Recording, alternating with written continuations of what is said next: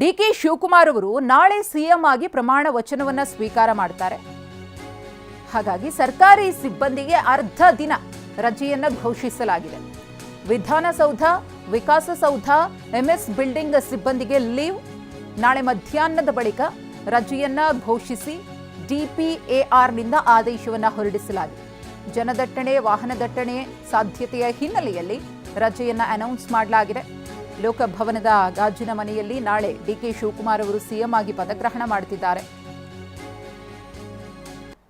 ಜನದಟ್ಟಣೆ ಆಗಬಹುದು, ಟ್ರಾಫಿಕ್ ಆಗಬಹುದು ಅನ್ನೋ ಕಾರಣವನ್ನ ಹೇಳಿ ಇಲ್ಲಿ ಸರ್ಕಾರಿ ನೌಕರರಿಗೆ ಅರ್ಧ ದಿನ ರಜೆಯನ್ನ ಕೊಡಲಾಗಿದೆ. ಮತ್ತೊಂದು ಕಡೆ ಲೋಕಭವನದಲ್ಲಿ ಎಲ್ಲಾ ರೀತಿಯ ಸಿದ್ಧತೆಗಳನ್ನು ಕೂಡ ಮಾಡಿಕೊಳ್ಳಲಾಗ್ತಾ ಇದೆ. ಆ ದೃಶ್ಯಗಳನ್ನು ಕೂಡ ಗಮನಿಸ್ತಾ ಇದ್ರಿ. ಈ ಕುರಿತು ಮತ್ತಷ್ಟು ಮಾಹಿತಿಯನ್ನು ಕೊಡೋದಕ್ಕೆ ನಮ್ಮ ಪ್ರತಿನಿಧಿ ಕಿರಣ್ ಹನಿಯಡ್ಕ ಇದೀಗ ನೇರ ಸಂಪರ್ಕದಲ್ಲಿದ್ದಾರೆ.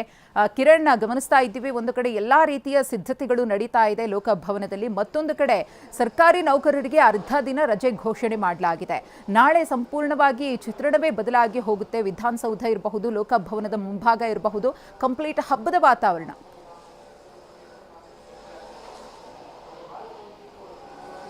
ಮಧುಶ್ರೀ, ನಾಳೆ ರಜೆಯನ್ನು ಘೋಷಣೆ ಮಾಡಿರುವಂಥದ್ದು ಅಪರಾಹ್ನದ ಬಳಿಕ. ನಾಳೆ ಅರ್ಧ ದಿನ ರಜೆಯನ್ನು ಘೋಷಣೆ ಮಾಡಿರುವಂಥದ್ದು ವಿಧಾನಸೌಧ, ವಿಕಾಸಸೌಧ ಮತ್ತು ಎಂಎಸ್ ಬಿಲ್ಡಿಂಗ್ನಲ್ಲಿ ಕಾರ್ಯನಿರ್ವಹಣೆ ಮಾಡುವಂತಹ ಅಧಿಕಾರಿಗಳು ಮತ್ತು ಸಿಬ್ಬಂದಿಗಳಿಗೆ ಮಾತ್ರ.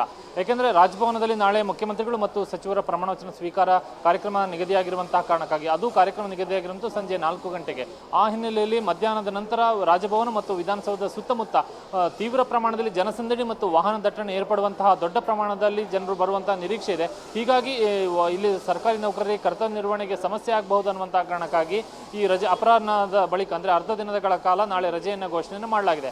ನಾಳೆ ಮುಖ್ಯಮಂತ್ರಿಗಳ ಪ್ರಮಾಣವಚನ ಜೊತೆಗೆ ಸಚಿವರು ಕೂಡ ಪ್ರಮಾಣವಚನ ಸ್ವೀಕಾರ ಕಾರ್ಯಕ್ರಮ ಇರುವಂಥ ಹಿನ್ನೆಲೆಯಲ್ಲಿ ಸಚಿವರಾಗಿ ಪ್ರಮಾಣವಚನ ಸ್ವೀಕಾರ ಮಾಡುವಂಥವರು ಯಾರ್ಯಾರು ಶಾಸಕರಿದ್ದಾರೋ ಅವರ ಕ್ಷೇತ್ರಗಳಿಂದ ಮತ್ತು ಅವರ ಜಿಲ್ಲೆಗಳಿಂದ ಜನರು ದೊಡ್ಡ ಪ್ರಮಾಣದಲ್ಲಿ ಬೆಂಗಳೂರಿಗೆ ಆಗಮಿಸುವಂಥ ಸಾಧ್ಯತೆಗಳಿವೆ. ಈ ಬರುವಂಥ ಜನರು ಎಲ್ಲರೂ ಕೂಡ ರಾಜಭವನದ ಸುತ್ತಮುತ್ತಲೇ ನೆರೆದಿರ್ತಾರೆ. ಎಲ್ಲರಿಗೂ ಕೂಡ ರಾಜಭವನದ ಒಳಗೆ ಪ್ರವೇಶ ಅವಕಾಶ ಸಿಗೋದಿಲ್ಲ. ಹಾಗಾಗಿ ಅವರು ರಾಜಭವನ, ಇನ್ಫೆಂಟ್ರಿ ರಸ್ತೆ, ವಿಧಾನಸೌಧ, ವಿಕಾಸಸೌಧ, ಎಂಎಸ್ ಬಿಲ್ಡಿಂಗ್ ಈ ಮಾರ್ಗ ಸುತ್ತಮುತ್ತದ ರಸ್ತೆಗಳೇನಿದೆ ಅಲ್ಲಿ ಅವರೆಲ್ಲರೂ ಕೂಡ ಜಮಾಯಿಸುವಂಥ ಎಲ್ಲ ಸಾಧ್ಯತೆಗಳು ಕೂಡ ಇದೆ. ಮತ್ತು ಅವರೆಲ್ಲರೂ ಬರುವಂಥ ಸಂದರ್ಭದಲ್ಲಿ ವಾಹನಗಳಲ್ಲಿ ಬರುವಂಥ ಕಾರಣಕ್ಕಾಗಿ ಎಲ್ಲ ವಾಹನಗಳು ಎಂಎಸ್ ಬಿಲ್ಡಿಂಗ್, ವಿಕಾಸಸೌಧ, ವಿಧಾನಸೌಧ ಮುಂಭಾಗದಲ್ಲಿ ಅಥವಾ ಸುತ್ತಮುತ್ತದಲ್ಲೇ ಪಾರ್ಕಿಂಗ್ ಕೂಡ ಮಾಡುವಂಥ ಕಾರಣಕ್ಕಾಗಿ ದೊಡ್ಡ ಪ್ರಮಾಣದಲ್ಲಿ ಜನದಟ್ಟಣೆ ಮತ್ತು ವಾಹನ ದಟ್ಟಣೆ ಏರ್ಪಡುವಂಥ ಸಾಧ್ಯತೆಗಳಿವೆ. ಹೀಗಾಗಿ ಸುಲಲಿತವಾದಂಥ ಸಂಚಾರಕ್ಕೂ ಕೂಡ ಸಮಸ್ಯೆ ಉಂಟಾಗುತ್ತೆ. ಮತ್ತು ಪ್ರಮಾಣವಚನ ಸ್ವೀಕಾರದ ಬಳಿಕ ಮುಖ್ಯಮಂತ್ರಿಗಳು ಹಾಗೂ ಸಚಿವರ ರಾಜಭವನದಿಂದ ವಿಧಾನಸೌಧಕ್ಕೆ ಪ್ರಯಾಣ ಏನಿದೆ ಅದಕ್ಕೂ ಕೂಡ ಅಲ್ಲಿ ಒಂದು ಮಾರ್ಗವನ್ನು ಕೂಡ ಮಾಡಿಕೊಡ್ಬೇಕಾಗತ್ತೆ. ಹೀಗಾಗಿ ಜನದಟ್ಟಣೆ ಮತ್ತೆ ಅದನ್ನು ಕೂಡ ಪೊಲೀಸರಿಗೆ ಸಂಚಾರ ವ್ಯವಸ್ಥೆಯನ್ನು ಕೂಡ ನಿರ್ವಹಣೆಯನ್ನು ಮಾಡಬೇಕಾಗುತ್ತೆ.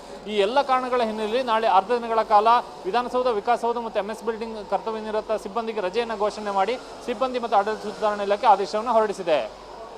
ಧನ್ಯವಾದ ಕಿರಣ್, ತಮ್ಮ ಮಾಹಿತಿಗಾಗಿ.